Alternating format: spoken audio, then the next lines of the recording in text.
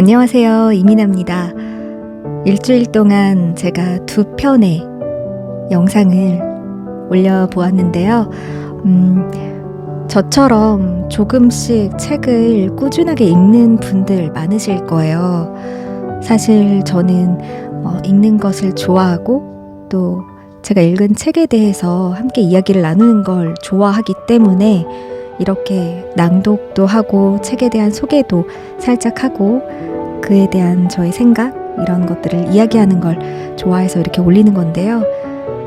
이 영상을 보고 저의 이야기를 듣는 분들은 아마 대부분 책을 좋아하시고 독서를 많이 하는 분들일 거라고 생각을 합니다.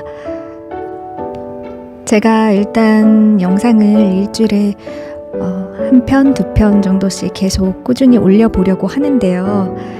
그러려면 책을 많이 접해야겠죠.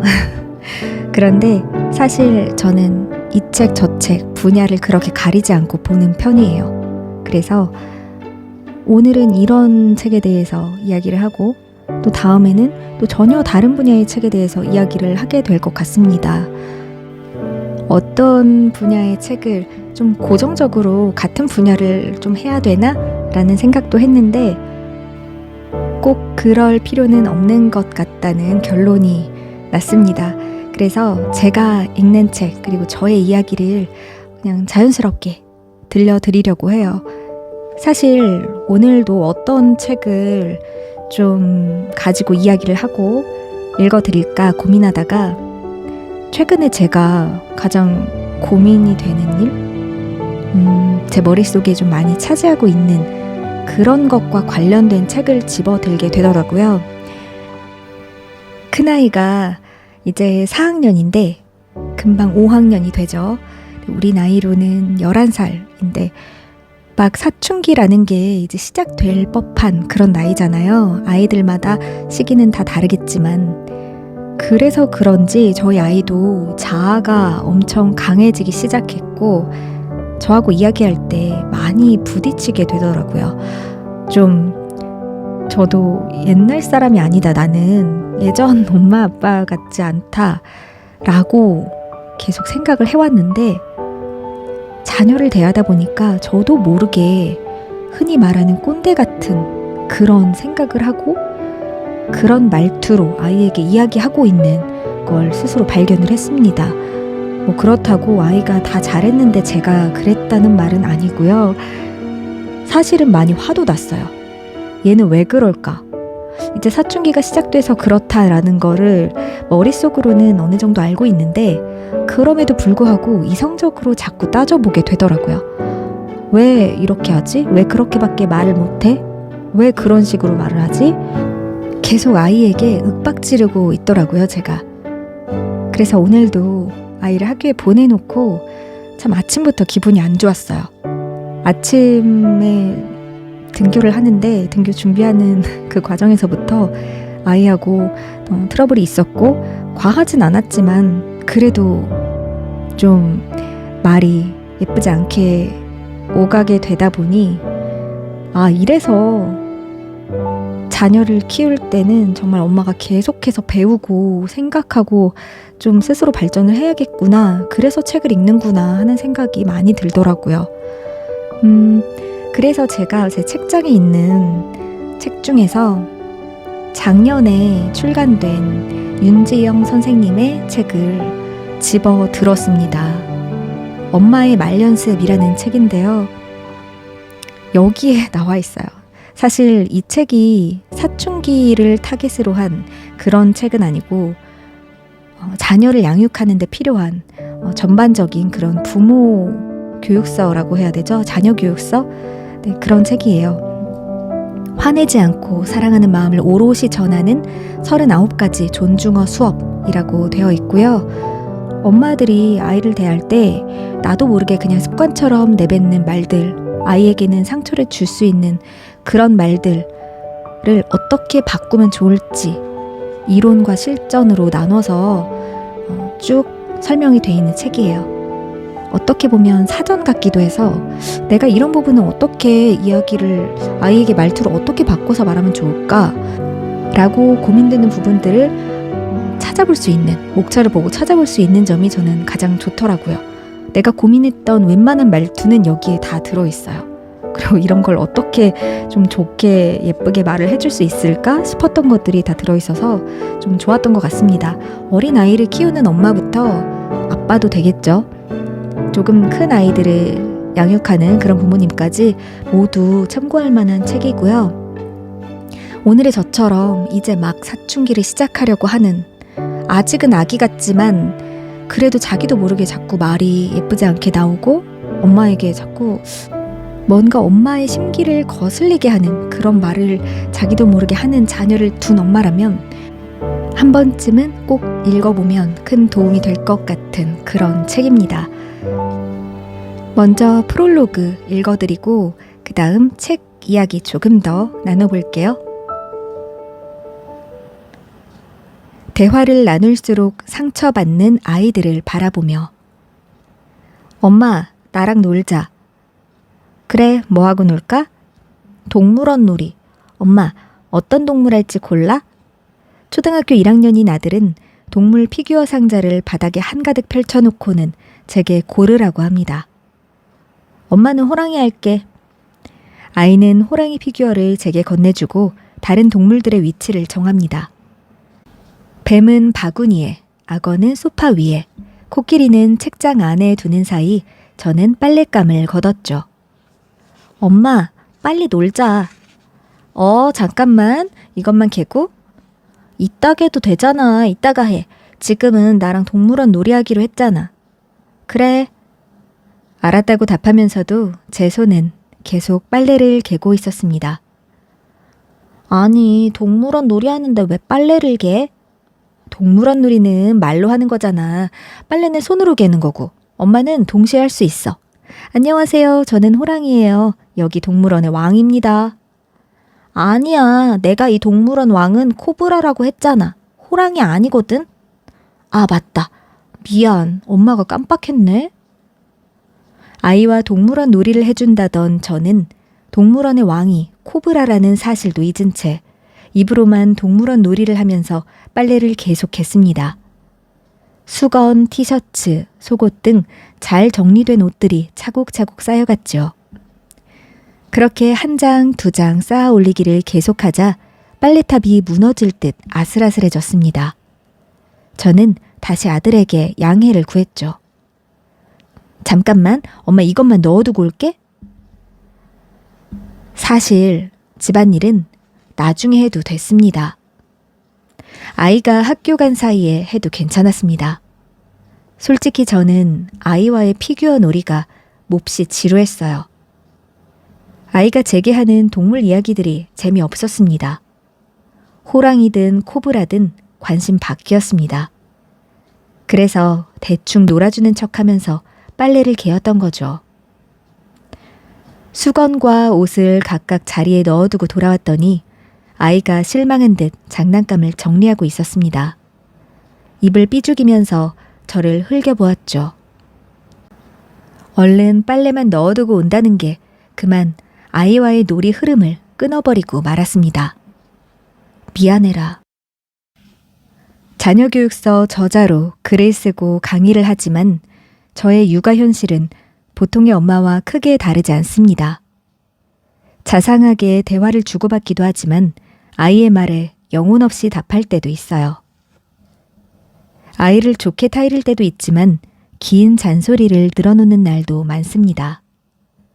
함께 웃는 날도 있지만 화가 나 막말을 쏟아내고 후회하기도 합니다. 늘 따뜻하게 말해주고 싶지만 마음처럼 안 되는 날이 많아요.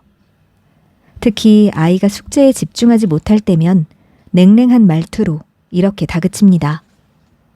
딴 생각 좀 하지 마. 정작 나는 아이와 놀아줄 때 딴 생각했으면서. 기왕 숙제하는 거 성의껏 하면 좋겠어. 나도 대충 놀아줬으면서. 앉아만 있으면 뭐해? 단 5분이라도 제대로 집중을 해야지. 나 역시 아이와의 놀이에 5분도 집중하지 못했으면서. 엄마가 아이와의 놀이가 지루해 다른 생각을 한 것처럼 아이도 공부가 지겨우니 딴청을 피운 거겠죠. 그런데 저는 아이의 산만한 공부 태도를 교정하려고만 했지 엄마의 산만한 대화 태도는 미처 자각하지 못했어요. 아이를 향한 엄마의 말과 태도에 문제가 있다는 사실을 깨닫지 못했죠. 아이를 사랑하고 걱정하는 부모의 마음이 모두 사랑하는 말로 이어지는 것은 아닙니다. 오히려 애틋한 마음과 달리 말로 상처를 줄 때가 많아요. 적절한 말로 마음을 전하는데 서툴기 때문입니다. 부모에게도 끊임없는 성찰과 관리가 필요합니다. 저는 아이에게 하는 말들을 차분히 글로 적어보며 말 습관을 돌아보기로 했습니다. 빨리 해. 지시. 숙제했어? 확인. 그만 울어. 금지. 물건 썼으면 제자리에 둬. 명령. 말 습관을 돌아보며 저의 언어 창고가 지시, 확인, 금지, 명령으로 채워져 있음을 알 수 있었습니다. 어릴 적 나에게 상처가 됐던 말을 지금 내가 아이에게 반복하고 있다는 사실도 깨달았죠. 아차 싶었습니다. 저는 어떻게 하면 말 실수를 반복하지 않고 아이에게 마음을 전달할 수 있을까 고민에 빠졌습니다. 정답은 없었지만 마음을 조금 더 부드럽고 예쁘게 표현하는 말은 분명 있었습니다. 그렇게 보물찾기 하듯 찾아낸 말은 대부분 인정하는 말, 긍정적인 말, 다정한 말이었습니다. 내가 듣지 못했지만 듣고 싶었던 말이고, 내가 아이에게 해주고 싶었지만 해주지 못했던 말이었죠. 그 말들은 아이를 존중하는 말이자 아이에게 존중받음을 느끼게 하는 존중의 언어였습니다. 여러분은 오늘 아이에게 무슨 말을 어떻게 했나요? 한번 떠올려 보세요. 냉소적이고 부정적으로 말하진 않았나요? 명령조의 말, 지시적인 말은 없었나요? 아이에게 실수 없이 완벽한 말을 하는 엄마는 없습니다. 그리고 아이에게 상처를 주는 부모의 말에는 대개 무의식적인 오류가 있습니다. 그 오류를 대부분 비슷하게 반복하죠. 이 책은 그렇게 우리가 무의식적으로 사용하는 잘못된 말 습관을 객관적으로 살펴보고 개선 방안을 제시하기 위해 쓰였습니다. 같은 뜻을 전할 때도 표현하는 말은 여러 가지입니다. 그 말에 따라 아이가 느끼는 기분이 달라지고 행동도 달라지죠. 엄마의 말 연습을 통해 많은 부모님이 아이에게 어떻게 말하는지 되돌아보고 다음에는 다르게 말해야겠다고 마음먹을 수 있었으면 좋겠습니다.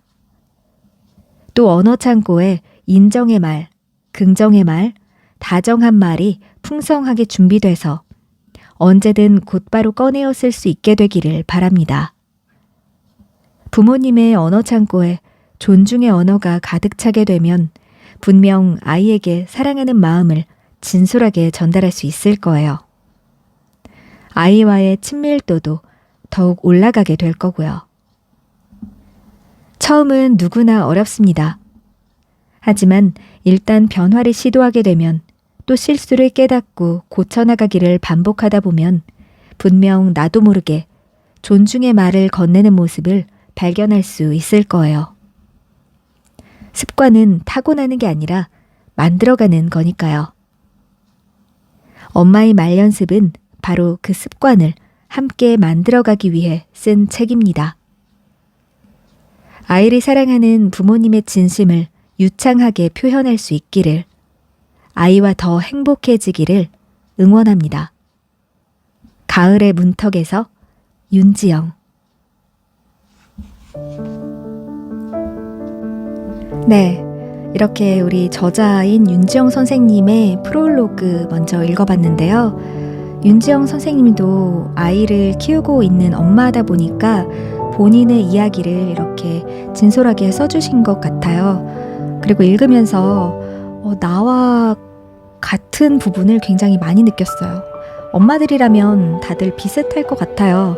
사실 아이에게 집중하라고 그렇게 화내고 윽박 지르고 강요하고 하면서 정작 아이가 게임 한번 엄마랑 게임 한 판만 하자라고 했을 때 그게 그렇게 어렵더라고요. 저는 사실 게임이라는 게 뭐 1시간씩 하는 게 아니잖아요. 보드게임 같은 경우는 그럴 수도 있지만 뭐 짧게 5분, 10분 하는 게임조차도 그게 그렇게 집중해서 하기가 어렵더라고요. 그걸 왜 반대로 생각해보지 못했는지 하는 그런 생각도 들면서 참 아침에 그렇게 보낸 아이에게 미안한 마음이 더 커지는 그런 시간입니다. 이 책은 이론편 그리고 실전편 크게 두 가지로 나뉘어 있어요. 이론편은 아이를 웃게 만드는 존중의 말 3가지로 되어 있고 실전편은 아이의 습관을 변화시키는 5가지 말 연습으로 정말 실전과 같은 그런 내용들이 담겨져 있습니다. 그 중에서 저는 이론편에서 하나, 실전편에서 하나 제가 가장 관심 가는 부분을 좀 찝어서 소개를 해드리려고 하고요. 먼저 말대답하는 거 아니야. 면박에 대한 그런 이야기 먼저 들려드릴게요. 제가 오늘 아침에 아이에게 했던 말입니다. 아이가 제 기준 말대꾸, 말대답이라는 걸 계속 하는 것 같더라고요. 왜 자꾸 그렇게 말을 하지? 한마디에 정말 지지 않고 한마디를 하네? 이런 마인드로 아이에게 좀 화를 냈던 것 같아요. 그것에 대한 이야기 읽어보겠습니다. 챕터 1-4 인정의 말입니다. 말대답하는 거 아니야. 이런 면박의 대화를 궁금한 건 알겠어. 이렇게 생각 인정의 대화로 바꿔보는 겁니다. 초4 아이가 궁금한 걸 자꾸 물어보는 상황이에요. 왜요? 왜 안 돼요? 무슨 말만 하면 왜요야? 너는 왜요가 아주 입에 붙었구나. 이건 성급한 일반화라고 합니다. 어른 말하는데 토다는 거 아니야. 이것은 면박이고요. 건방지게 어디서 말대답이야? 버릇없이. 이건 판단이라고 합니다. 아이와 아빠의 대화였어요.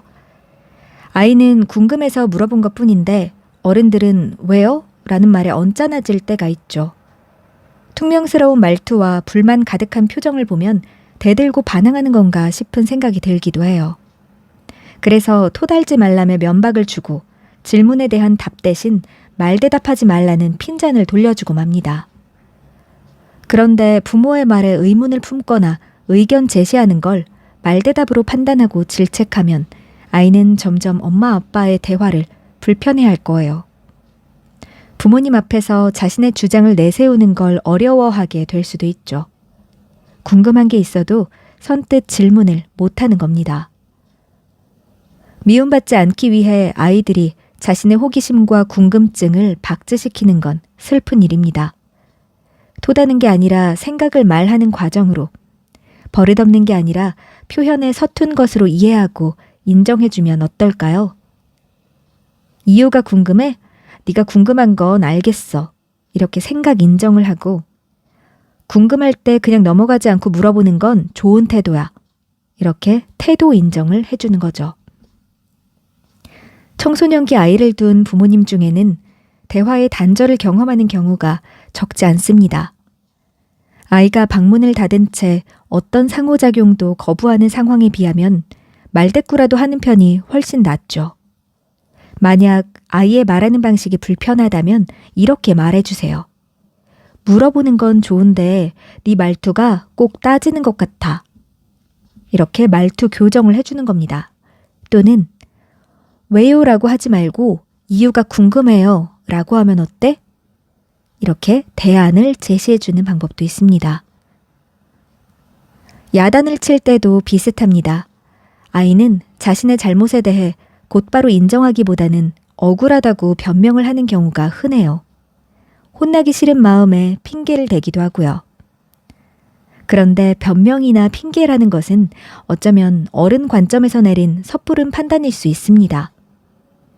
아이는 그저 자신의 억울함을 적극적으로 설명하려고 한 것일 뿐인데요.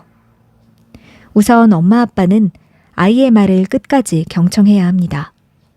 생각의 오류는 충분히 들어준 다음에 교정해줘도 늦지 않습니다. 네 생각은 알겠어. 넌 그렇게 생각하는구나.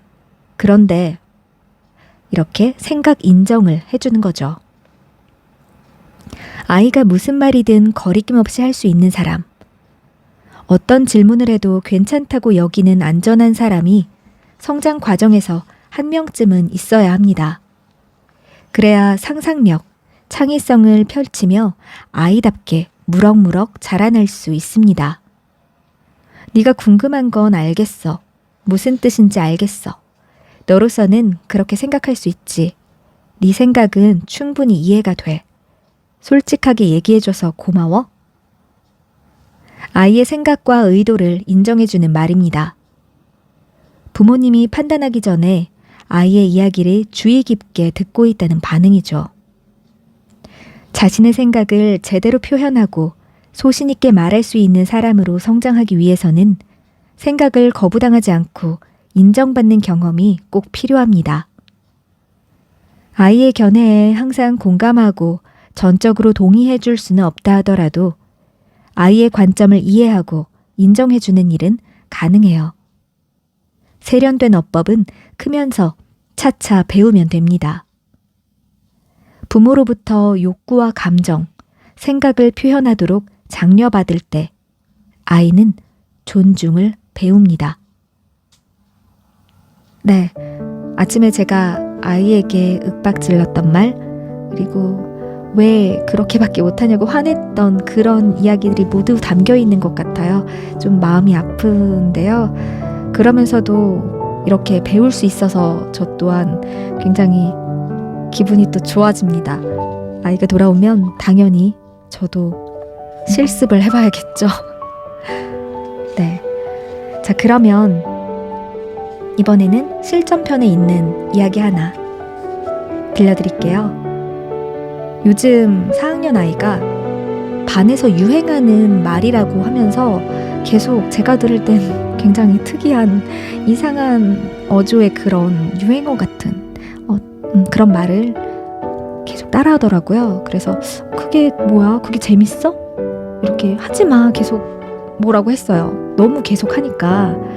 근데 저도 가만히 옛날 생각을 해보니까 저도 그맘때 4, 5학년쯤에 반에서 아이들이 그렇게 우리만의 말투, 우리만의 신조어 같은 거를 만들어서 이제 유행어처럼 사용하고 했던 기억이 또 나더라고요.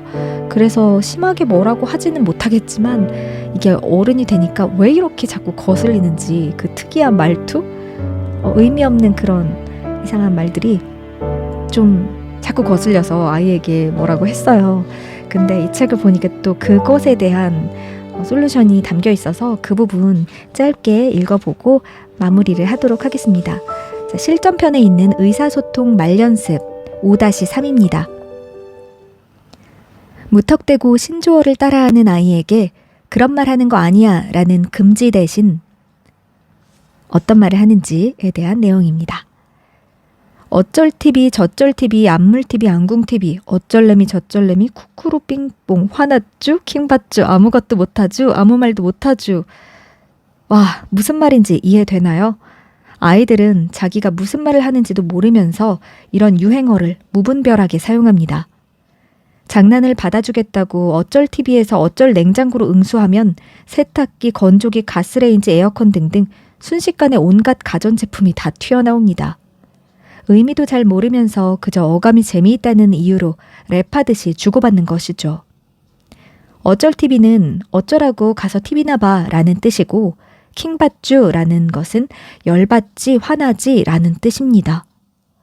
재미로 하는 유행어라고는 해도 이런 말을 남발하는 걸 그대로 두어서는 안 됩니다. 그저 철부지 아이들의 말장난으로 넘길 수 없는 이유는 이런 신조어에 존중이 결여되어 있기 때문입니다. 상대방을 향한 비하가 기본적으로 깔려 있고 비아냥거리며 상대편을 화나게 만들려는 의도도 담겨 있는 까닭입니다.